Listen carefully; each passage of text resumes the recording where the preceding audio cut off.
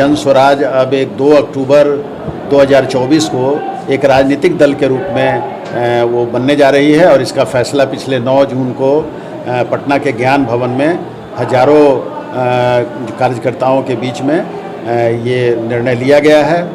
और सभी 243 सीट जो बिहार विधानसभा का है, जो इसका चुनाव 2025 के अक्टूबर में संभावित है,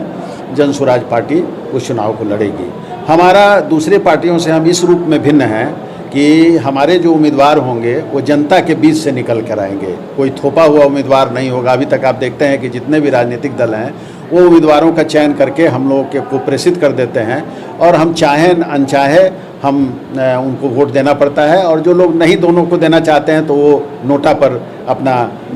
ये दबाते हैं, बटन दबाते हैं। तो ये बहुत ही खराब स्थिति है। इसलिए जन स्वराज पार्टी ने ये तय किया है कि हम लोग जो भी उम्मीदवार होंगे वो जनता के बीच से छन के आएंगे। 4, 5, 6, 7 उम्मीदवार को जनता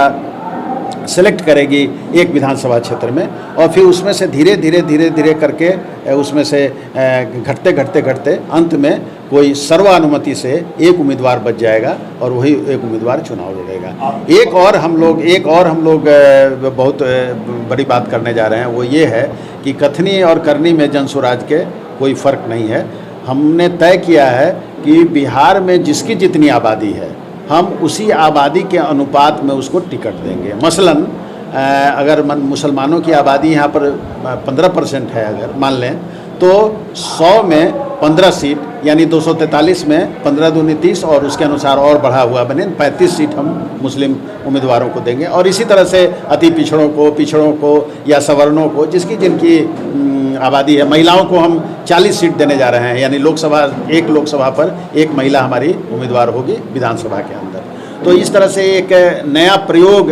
होने जा रहा है जिसमें कि जनतांत्रिक ढंग से जनता को शक्ति देके हम वहाँ से उम्मीदवार को निकालना चाहते हैं, न कि उम्मीदवार का चयन कोई ऊपर बैठे हुए 2-4 लोग या कोई एक व्यक्ति जैसे जो आम पार्टियों में होता है, आप देखते हैं बिहार के अंदर तो वो है। और दूसरी बात है कि हमारी पार्टी जो है वो पारिवारिक पार्टी नहीं है, ये पूरी तरह से